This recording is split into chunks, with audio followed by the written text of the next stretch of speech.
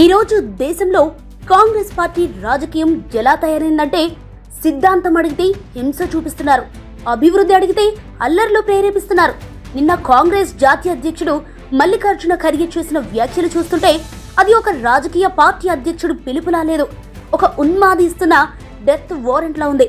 నమాజ్ ఆపైనా సరే BJP RSS లను ఖతం చేయండి అనటం ప్రజాస్వామ్యం మీద దాడి కాదా? और आप नमाज भी पढ़ रहे हैं, नमाज तोड़ के उस जहरीली सांप को मारना, ये कुरान में कहा है. और मैं यही कहूंगा, आपका नमाज तोड़ना है तो परवाह नहीं, ये जहरीला सांप है आरएसएस और बीजेपी, इसको अगर आप नहीं मारेंगे आप कभी बचेंगे नहीं. రాజకీయం అంటే చర్చలు అనుకున్నాం, కానీ ఖర్గే గారి దృష్టిలో రాజకీయం అంటే ప్రత్యర్థులను భౌతికంగా అంతం చేయడమేనా?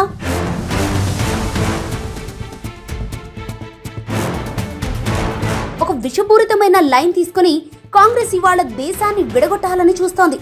తెలంగాణలో రేవంత్ రెడ్డి గారేమో Congress is Muslim, Muslim is Congress అని బహిరంగంగా సర్టిఫికేట్ ఇచ్చుకుంటారు. ముసల్మాన్ కా మతలబ్ కాంగ్రెస్, కాంగ్రెస్ కా మతలబ్ ముసల్మాన్. ఢిల్లీలో ఖర్గే గారేమో హింసకు ఊసిగొల్పుతారు. అంటే వీళ్లకు పాలన మీద నమ్మకం పోయింది, పనితీరు మీద ఆశలు లేవు. అందుకే ఇప్పుడు మొత్తం ద్వేషం, విభజనని షార్ట్ కట్ తీసుకొస్తున్నారు.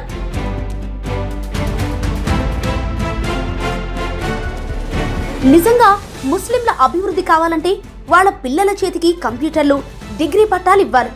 కానీ కాంగ్రెస్ మాత్రం వాళ్ళ చేతికి రాళ్లిచ్చి బీజేపీ మీదకు ఉసిగొల్పుతోంది. ఇది ముస్లిం యువత భవిష్యత్తును నాశనం చేసే కుట్ర కాదా?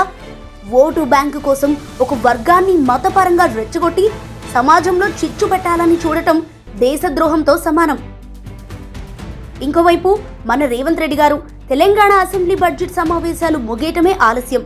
ఇక్కడి పైసల మూటలో సర్దుకొని మొన్నటి ఎన్నికల ప్రచారం వేళ కేరళ ఫ్లైట్ ఎక్కారు. అక్కడికి ఎందుకు వెళ్లారు?